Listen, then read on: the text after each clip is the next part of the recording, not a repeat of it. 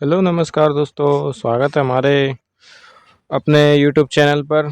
तो आज से फिर हम एक नया चैप्टर स्टार्ट कर रहे हैं जिसका नाम है एसी एवं एसी परिपथ, जिसको हम इंग्लिश में बोलते हैं AC and AC circuits.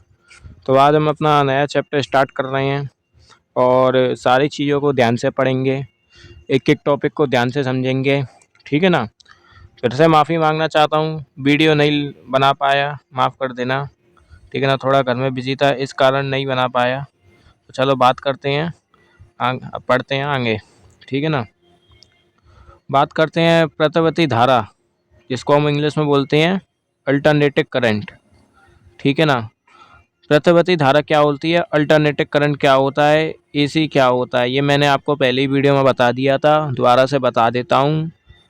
AC current जो समय के साथ अपने मान को और दिशा को बदलती है, वो हमारी अल्टरनेटिव करंट, एसी करंट या प्रतिवर्ती धारा कहलाती है। ठीक है। आपको पता है एसी करंट कहाँ है, एसी जो हमारे घरों में बिजली आती है वो ही हमारी एसी करंट होती है। और जो हमारे होम अप्लायंसेस होते हैं जैसे फैन, ठीक है ना, काफ़ी सारी चीज़ें हैं वो एसी पे वर्क करती हैं, ये तो आपको पता होगा। तो बात करते हैं, इसकी डेफिनेशन पढ़ लेते हैं। जिस धारा, दिशा और मान एक निश्चित दर पर परिवर्तन होते रहते हैं उन्हें हम प्रतिवर्ती धारा या एसी करंट कहते हैं। मतलब जो समय के साथ चेंज होते रहते हैं उसे हम क्या कहते हैं, एसी करंट कहते हैं। ठीक है। अब आगे देखते हैं, बात करते हैं उच्चतम मान, जिसको हम बोलते हैं पिक वैल्यू। उच्चतम मान क्या होता है, एसी चक्कर में धन अथवा ऋण दिशा में धारा अथवा वोल्टेज अधिकतम मान उसका उच्चतम मान कहलाता है, जिसे हम ई मैक्स से दर्शाते हैं और इसे एम्पलीट्यूड वैल्यू भी कहते हैं। मतलब कि जैसे कि इसका कहने का मतलब ये है, मैं आपको बताता हूँ। जैसे कि हमारी एक एसी करंट का ग्राफ है, हमारी एसी करंट कुछ इस प्रकार से जाती है। ठीक है ना। एसी चक्कर में धन, ये हमारा धन है, ठीक है ना, अथवा ऋण, ये हमारा ऋण है।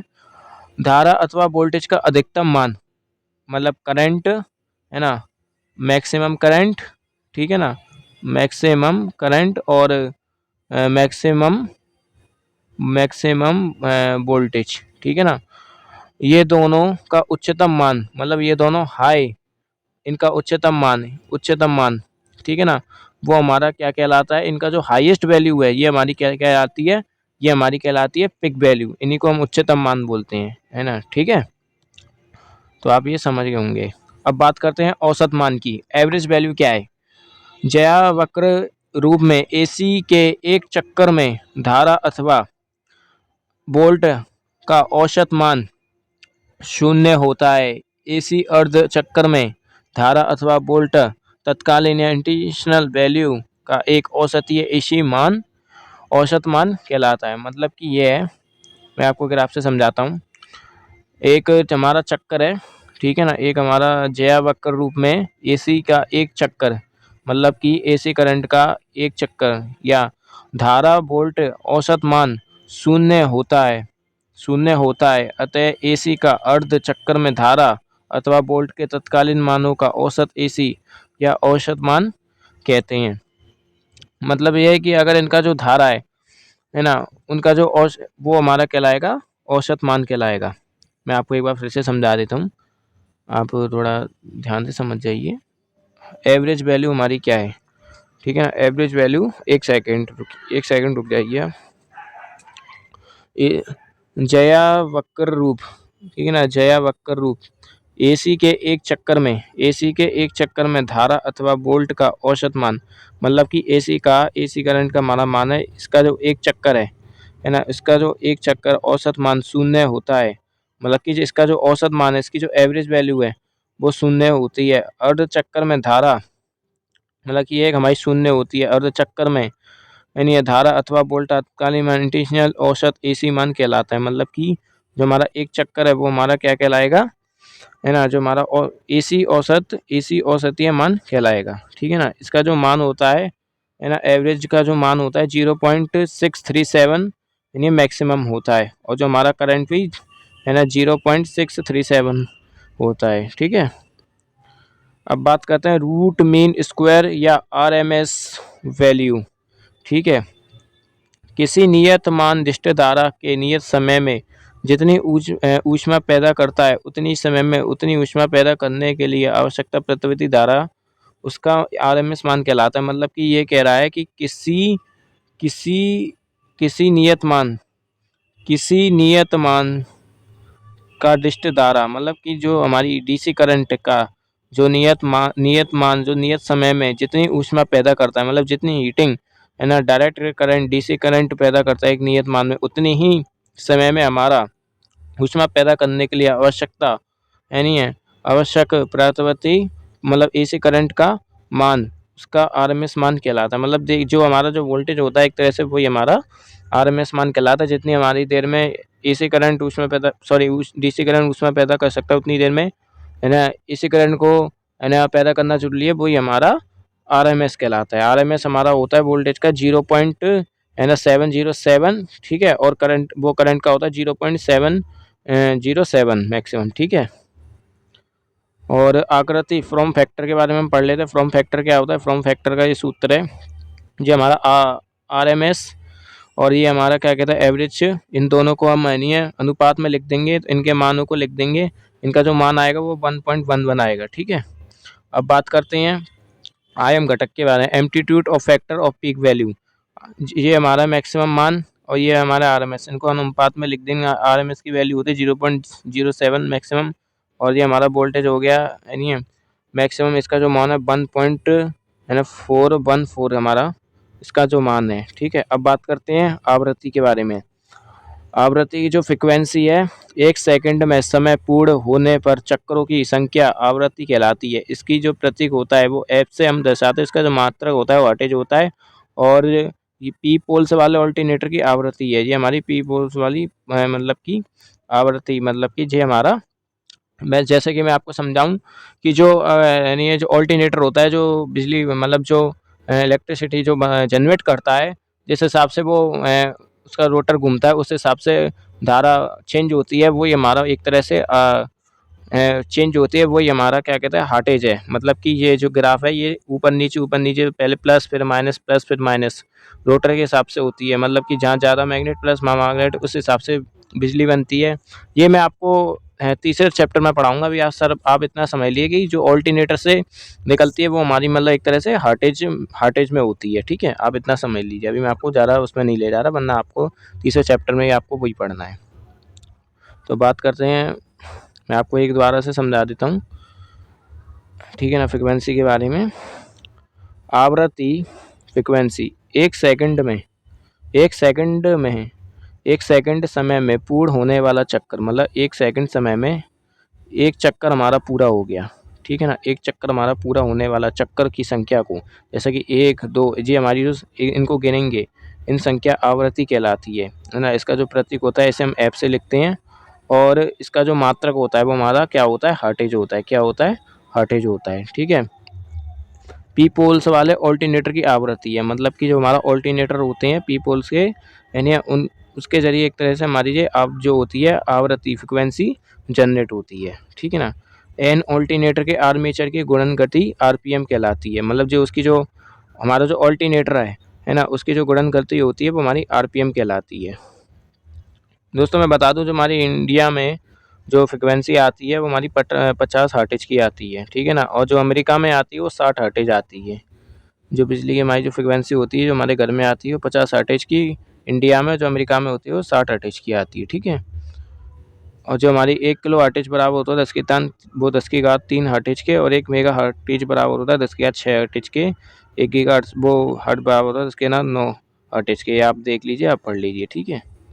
तो कोई चीज़ समझ में नहीं आई हो तो कमेंट जरूर कर दीजिए, मैं दोबारा से वीडियो बना दूंगा। मुझे इस बात का बड़ा दुख होता है या बड़ा डर लगा देता है, कुछ भी समझ लीजिए, कि आपको कोई ऐसा ना हो कि मेरे घबराने के कारण या कुछ किसी के कारण या मेरी से गलती हो जाए और आपको कुछ गलत समझ में आ जाए या कुछ समझ में ना आए, बस इसी चीज़ का डर है। या अगर मैं कुछ गलत बोल दूँ या क्या कहते हैं मेरे से कोई गलती भी हो जाए या मैं आपको यानी ठीक से नहीं समझा पाऊँ, तो आप मुझे कमेंट ज़रूर करें, ताकि मुझे भी पता पड़ेगा कि मेरी क्या गलती है। क्योंकि अभी मैंने नया पढ़ाना स्टार्ट किया है और इस वजह से थोड़ा मैं मोबाइल पे ठीक से भी नहीं पढ़ा पाता हूँ, इस कारण थोड़ी गलती हो जाती है मुझसे। तो उसके लिए मैं भी माफ़ी चाहता हूँ। अगर आपको कोई भी गलती लगे, मिस्टेक लगे, आपको कोई भी चीज़ समझ में ना आए, आप तुरंत कमेंट कर दीजिए, ठीक है। तो अब स्टार्ट करते हैं। दूसरा हमारी हेडिंग है समय अंतराल, ठीक है ना, टाइम पीरियड। एक चक्कर पूर्ण होने में लगा समय समय अंतराल कहलाता है।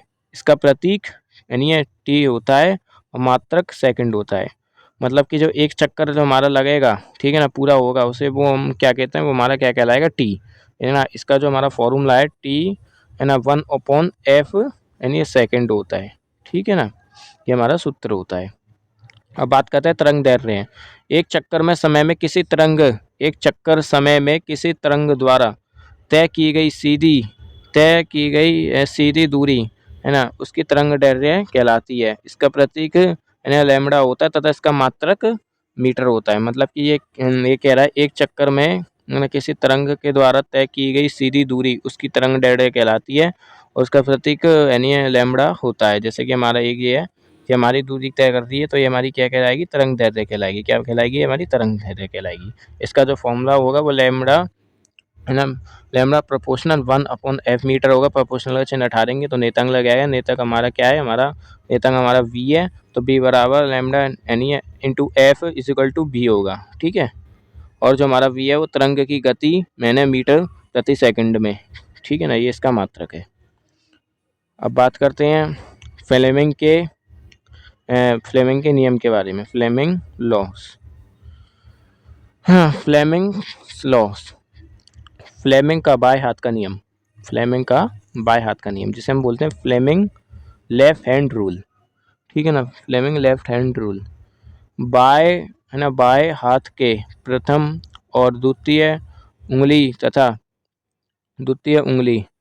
एक सेकंड, यदि बाएं हाथ का, मतलब आप जो अपना बायां हाथ ले लीजिए, उसकी जो प्रथम और द्वितीय उंगली तथा अंगूठे पारस्पर समकोण बनाते हुए फैला लीजिए, है ना। उंगली जो है चुंबकीय क्षेत्र, है ना, उंगली जो है चुंबकीय क्षेत्र और क्या कहते हैं दिशा, द्वितीय उंगली जो आरोपित विद्युत या धारा की दिशा में होती है और अंगूठा हमारा चालक की दिशा इंग्लैंड करता है। मतलब कि ये कह रहे हैं हम, फ्लेमिंग लेफ्ट हैंड रूल कह रहा है कि आप अपना बायां हाथ ले लीजिए और जो आपका जो बायां हाथ है उसमें जो आपका जो आपकी जो पहली उंगली है वो आपकी चुंबकीय कहलाएगी, चुंबकीय क्षेत्र, मतलब जो आप अपना बायां हाथ के ले लीजिए, आप अंगूठा और अपनी पहली उंगली और दूसरी उंगली को कोई समकोण के जरिए बना लीजिए, जैसे आपने 10th क्लास में आप पढ़ते थे, ठीक है ना। जो आपका जो क्या कहता है, जो आपका जो अंगूठा है वो आपका क्या कहते हैं, क्या कहलाएगा, दिशा की जो गति है वो कहलाएगा, और आगे दिशा की जो गति कहलाएगा। और जो आपकी जो प्रथम उंगली है वो चुंबकीय क्षेत्र कहलाएगी, है ना। जो आपकी दूसरी उंगली है वो धारा का मान दर्शाएगी और जो हमारा जो अंगूठा है वो चालक की गति बताएगा, ठीक है ना। ये कहने का मतलब है, आप ये समझ गए होंगे। और इस नियम का उपयोग मोटर आर्मेचर की गुणन दिशा ज्ञात करने के लिए किया जाता है। ये तो आपको पता होगा कि हम फ्लेमिंग हाथ के बाएं हाथ का जो प्रयोग है वो हम मोटर या आर्मेचर की गुणन गति को ज्ञात करने के लिए करते हैं, ठीक है।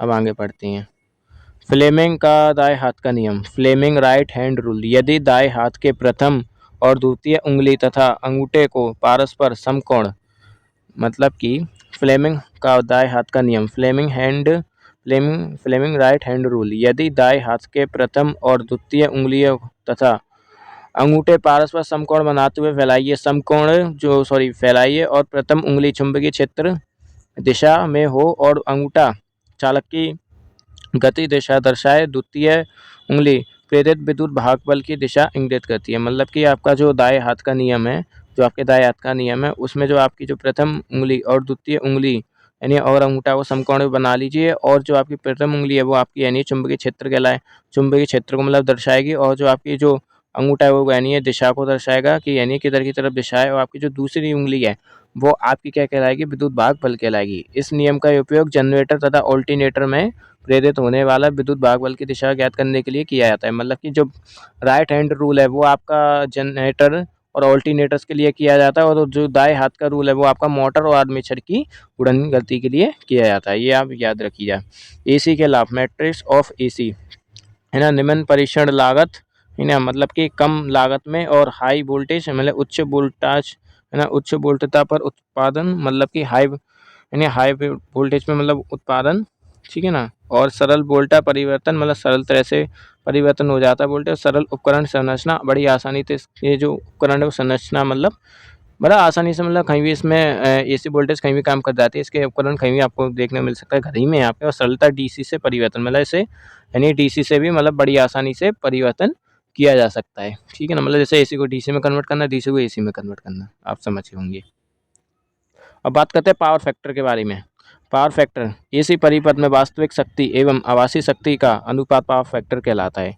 मतलब कि जो हमारी पावर फैक्टर है ना, उसमें जो हमारा पावर फैक्टर है उसमें जो वास्तविक शक्ति और आभासी शक्ति का जो अनुपात है वो हमारा क्या कहलाता है, पावर फैक्टर कहलाता है, ठीक है ना। इसका फॉर्मूला है ना पीवी यानी is equal to V I cos theta यानी अपॉन वी आई यानी इजिकल टू कॉस थीटा, ये हमारा फॉर्मूला है। जो पावर फैक्टर का जो मान है वो हमेशा 1 होता है, ठीक है। मान पावर फैक्टर का अधिकतम मान इकाई अर्थात 1 होता है और इसका कोई मात्रक नहीं होता है, ठीक है।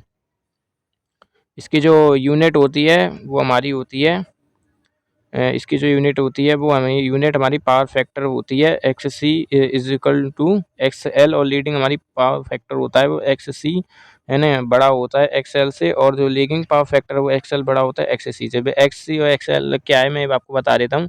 यानी जो हमारा एक्स एल है ये इधर लिखा है, जो हमारा एक्स एल प्रक्रिया है यानी प्रतिघात यानी है, इसको हम ओम में, इसका जो मात्रक है वो ओम में। और जो हमारा एक्स सी है वो धारिकी है प्रतिघात है, ठीक है ना। मतलब प्रेरकीय प्रतिघात और धारिकीय प्रतिघात, ये हमारा एक्सएल और एक्ससी, ठीक है। अब बात करते हैं मान पावर फैक्टर का अधिकतम मान यानी इकाई अर्थात 1 होता है। हाँ ये तो हमने पढ़ लिया, सॉरी है ना। ये हमारी जो रह गई है निम्न पावर फैक्टर के प्रभाव है ना। ताम्र क्षति का मान बढ़ जाता है और उपकरण की दक्षता घट जाती है। मतलब कि शक्ति का मान बढ़ जाता है और जो उपकरण जो है मतलब कि कोई इलेक्ट्रिक अप्लायंसेस है उसकी जो शक्ति है वो घट मतलब कि जो उसकी जो वो है दक्षता वो घट जाती है। उपकरणों का वोल्टेज रेगुलेटर बढ़ जाता है। मतलब जो उपकरण हम यूज़ कर रहे हैं उसका वोल्टेज रेगुलेटर जो होता है वो कम ज़्यादा वो बढ़ जाता है और विद्युत शक्ति का वास्तविक खपत बढ़ जाती है। मतलब कि पावर फैक्टर होगा हमारे घर में तो मतलब कि वो हो सकती है दिक्कत, जैसे कि विद्युत शक्ति का वास्तविक खपत बढ़ जाएगी, इलेक्ट्रिसिटी ज़्यादा खर्च होगी है ना। और हमारा जो हमारे इलेक्ट्रिक अप्लायंसेस है उनमें वोल्टेज कम तेज़ होगा, ठीक है। और क्या कहते हैं मतलब कि वोल्टेज कम तेज़ होने से और बिजली शक्ति भी बढ़ेगी, ठीक है ना।